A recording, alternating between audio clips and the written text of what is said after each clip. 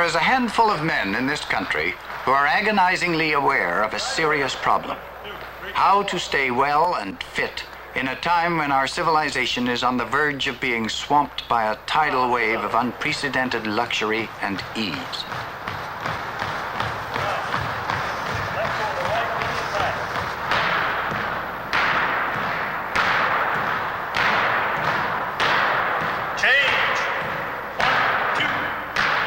It's quite well known that the North American man is in horrible physical state. A few simple tests will show you just how badly he's out of condition.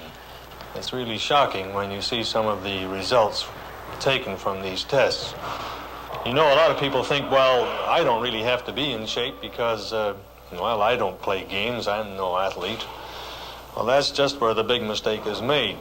Mr. Al Menzies, aged 43, has been a physical director of the YMCA for 18 years. During the last 10 years, he has observed a generally unnoticed change in the physical condition of the average Canadian. It develops very quickly into a sedentary way of living. It's even creeping down into our youngsters. We're not teaching them physical education in our schools. We seem to be afraid to do anything that might exert a person nowadays. And it's all wrong, because life is a tough thing. To be fit to meet it demands physical fitness.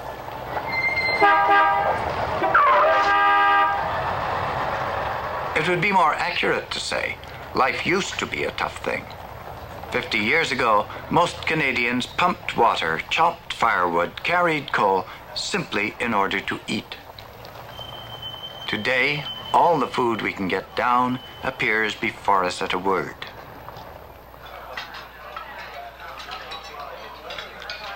Prince Philip declared in Toronto, "This standard of living which we are so proud of, and which seems to be the goal of all the nations of the world, is having the same effect upon the community as a plaster cast has upon the muscles of the body." Many of us, indeed, are trapped by a combination of easy gluttony, which loads on the pounds, and gadgetry, which consolidates them. Every time a machine robs us of the work a muscle used to do, we get a minute fraction weaker.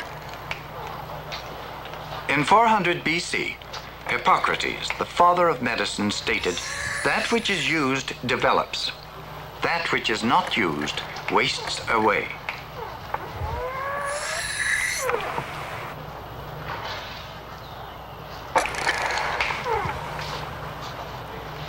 Scientific studies indicate that without regular physical activity and moderate eating, we cannot expect a long, healthy life.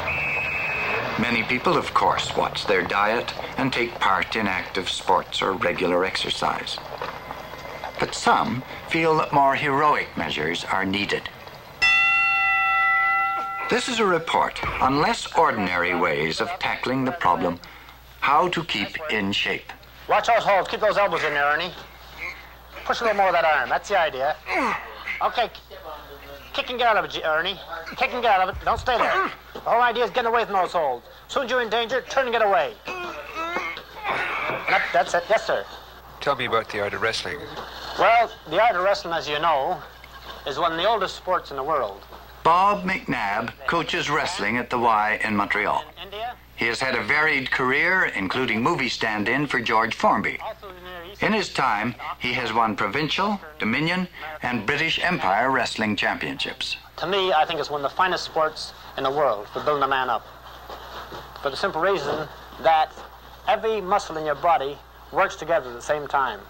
And it makes your blood flow freely through your veins, which is a very good thing for health. It's a well-known sport. Every man seems to go for it. They seem to like it because it's bodily contact and it's a rough sport. And as you know, men like rough sports.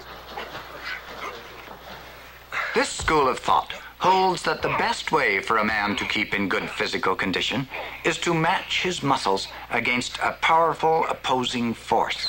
Is it dangerous at all? No, it's not dangerous. Yeah, they may have the odd accidents which can happen in any sport. Doesn't matter what sport you're in. The odd accident will happen. But we found out we have less accidents in wrestling than any other sport. It makes you mentally fit and very, very fast. You can grasp things fast and makes you think faster. Makes you always active. You're always ready. Your reflexes are much faster and everything, and you're ready to think when you see anything coming. Most people don't have the ambition to do this kind of thing. What do you think's the matter? Well, I don't know. Maybe they're lacking the drive. I think maybe this wrestling gave me the drive to do those things. It made me very ambitious. I was full of pep. Even today at home, my wife says, "Geez, Bob," says, "where do you get all the pep?" She says, "You take it easy." She says, "You're going to kill yourself." That's why I take it easy. I said, I'm always doing everything fast. I like moving. I get a good exercise out of it. I always feel full of pep. I think it'd make a better nation, the people they had with more wrestlers in it. Make them strong-minded, and make them healthy, and full of vim and vigor, and very ambitious. We'd get places faster, I think, if people went in for sports more.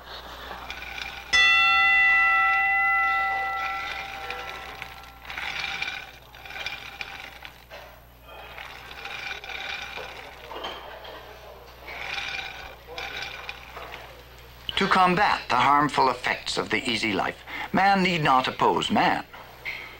There are those who pit their strength against the force of gravity.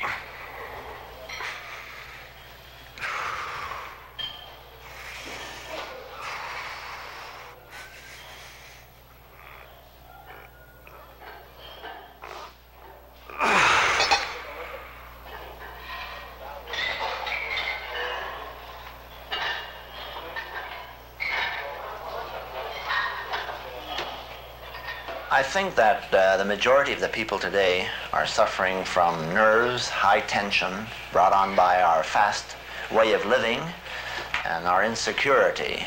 Mr. Ben Weider of Montreal is a well-known publisher of health books and bodybuilding magazines sold in more than a dozen languages, including Japanese. He has gone as far afield as the Soviet Union and China to study physical culture for the masses. Well, you asked me before, what are the advantages of bodybuilding? Well, I have an exact case that could speak better than all the words I could explain to you. Now, here, for example, is a young French-Canadian boy. His name is Andre Le Pen. Here he is at the age of 16. He weighs about 90 pounds here. As you can see, he's quite skinny. He's run down. He suffered from quite a few colds, and he missed many days in school. He actually suffered from an inferiority complex because of his thin condition. Now, here is the same chap exactly 1 year later, after embarking on an intelligent program of physical culture and proper eating habits. Now, what more can I say about the importance of physical culture than these two photos here shows? Now, I have here Billy Hill, a former 90-pound weakling who today has won practically all the athletic titles that are possible for a bodybuilder. He's Mr. Montreal, he won Mr. Canada, Mr. America, and Mr. Universe recently. Now, many people are under the impression that if women exercise like the men do, they'll get muscles. Well, that's not true, because the way women are made, they don't get muscles. They get firm, round-shaped curves. But actually, women do not obtain muscles through this type of training. They lose their fat, or they can gain weight under a proper diet and exercise. So actually, we recommend this type of physical culture for women as well as men and children. A lot of people will find that by obtaining a barbell set, they could carry on the complete physical culture program right in the privacy of their own homes. This way they can get their wives and children to train together, and that makes for a healthy, happy family.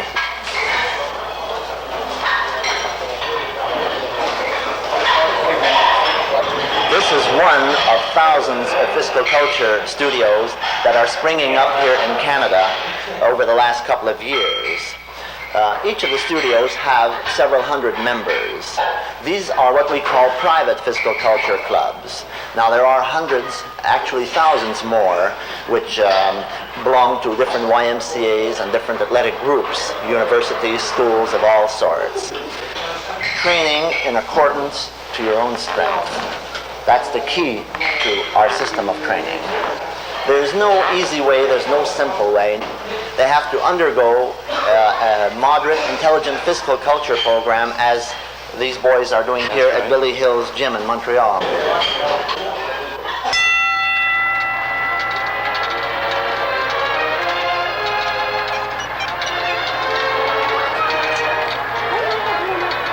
All physical fitness experts agree that labor-saving devices are largely responsible for our generally flabby state.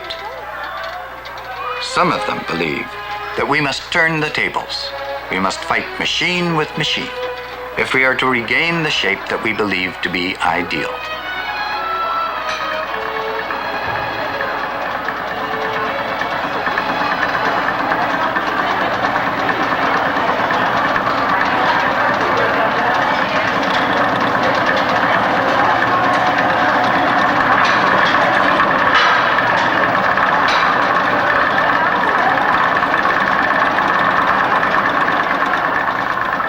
I have a very strong conviction that the North American continent is getting very placid.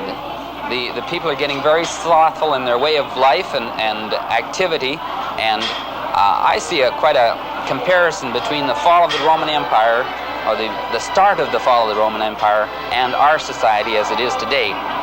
And I think it's a deplorable situation because the people have gone so far economically and scientifically, but they're neglecting their health. And Mr. Don Albrecht is manager of the Esquire Health Studio in Montreal, a studio typical of many springing up throughout the country. Driving big cars and things like that means more to them, and they work very hard for that, and then they, instead of getting any actual physical exercises or outside entertainment things, they work all day and then come home and watch TV or something, and it gets to be a very relaxed and unactive way of life. And that's very much in line with the attitude of the Romans shortly before their collapse. So it's educating these people on keeping in condition, keeping fit, having a longer, happier, healthier life. And as our slogan of our studios is concerned, it's joining the studios is the step in your life to put more life in your step.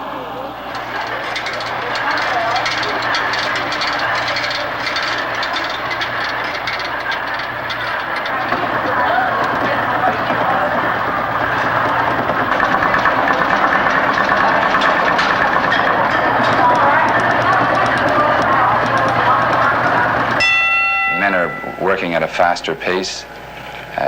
Women, if they're in business, are working at a faster pace. If they're housewives, their time is consumed, of course, through TV. They have automatic washers and dryers to do, floor polishers. Just about anything you care to mention in a household appliance today is automatic, and it in turn has a great influence on their figures. Hence the huge, if you recall a number of years ago, they never had the supply, not supply actually, but the demand for girdles and corsets that they've had in the last 10 years. It's a fantastic market today. As far as I can see, with the increased pace that we're living today, everyone has need, and I think we eventually will see a form of exercising apparatus in most homes in North America, such as the portable typewriter has started to do in the last few years. Your home is not complete unless you have a portable writing device. The same will hold true. People will have to start to take their daily exercise. Mr. Paul Sears is manager of a branch of the Stauffer system of reducing, one of a far-flung network of salons using machines based on the principle termed passive exercise. Now, the patient lies with their head on the table, the hips on platform, feet on bars. Would you please put the switch on and I'll show you how it works. As the table is in motion and the person has their hips on the platform, this tends to correct pelvic area back into proper alignment, all while eliminating sway back, bulging hips, and thus slimming thighs. The fat cells melt. She might feel a tingling all over the body. That is because of increased circulation, and it is a very pleasant feeling. I'll take you over to the next table if you wish to come over. This is the leg table. Some people call it the miracle table, literally because it removes unwanted inches from the hips, thighs, and it also normalizes the contour of the leg, thus slimming the thigh, leg, and ankle.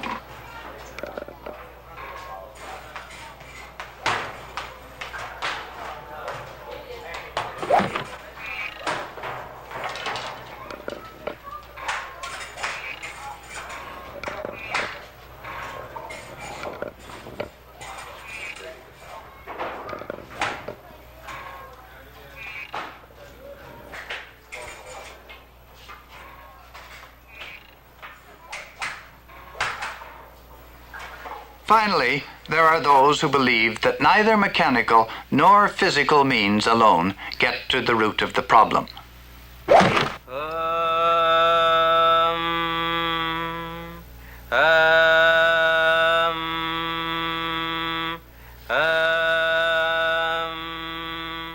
Gajananam bhudaganadi sevidam kabidhajam phalasara bhachidam Umasuram shoka vinacha karanam Namami Vigneshwara pada pangajam Ya kundendu dushara haradhala Ya shibravastra vida Ya veena varadanda mandidagara Ya brahmachira shankara. Swami Vishnudevananda was trained in the art of yoga at the Vedanta Forest University in India.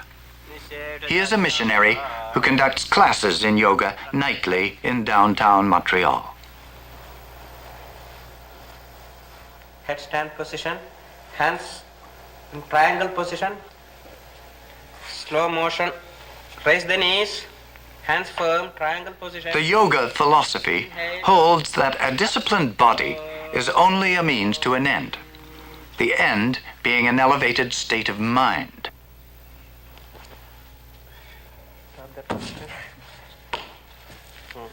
Keep that back. That's good. Stop here. Good. Go up.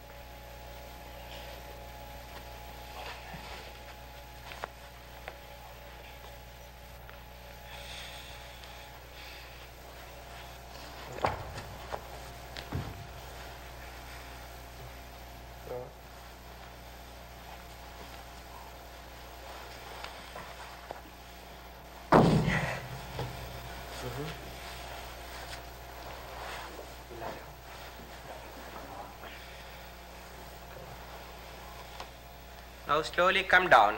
Slow bend, slow motion.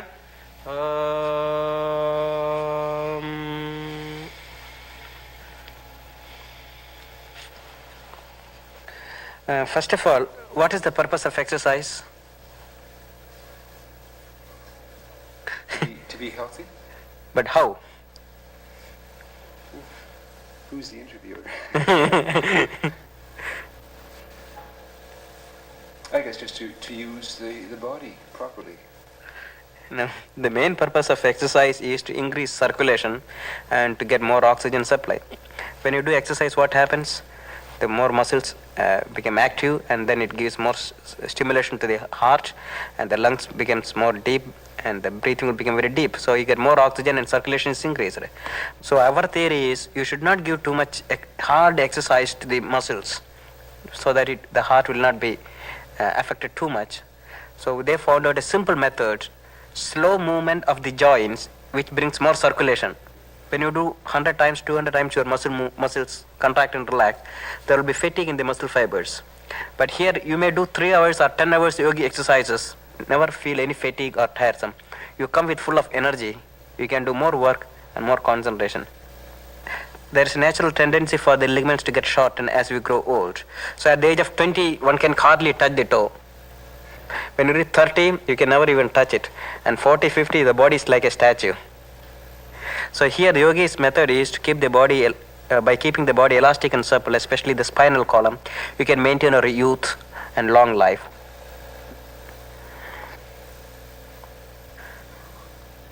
So what is yoga? Is a regulated life, controlling your body, controlling your diet, controlling your breathing, controlling your thought, emotions, and then thinking of the Supreme Being is yoga. So whether you believe in yoga or not, you are all practicing unconsciously or consciously. But if you practice consciously and systematically in a scientific way, you can achieve very good results in a short period of time. And it can be practiced by anybody, and whatever may be their age or circumstances. Wherever man is, whether it is east or west, man is the same, and he has got the same problem. And everybody is searching one thing. What is that one thing which we are all searching in common? Bliss, joy, happiness. So even in modern life, if you know how to control your mind, how to control your thoughts, how to regulate your body, how to control your breathing, naturally you can be the happiest person than when you are not practicing such things. So it is, whether you are in the east or west, or whether you are materialistic or spiritual man, everybody can practice yoga. All right, let's go. 1, 2, 3, 4, 5, 6. 1 foot. Other foot. Now. Yes, we're all looking for the same thing. Happiness. But most of us look for it in comfort, in physical ease. And almost everything in our society fosters that goal. We accept comfort as the aim of life. No more coal to shovel. No more ashes to lug out. We can even change channels by remote control. The shoulders well back, chest up. Use the legs. We have the second highest standard of living in the world. But it is estimated that the majority of Canadian adult males are physically about 10 years older than their actual ages. And they say the situation is getting worse. The more determined among us are doing something about it. That's what we like to hear. Have a good time. Let's everybody on the run here.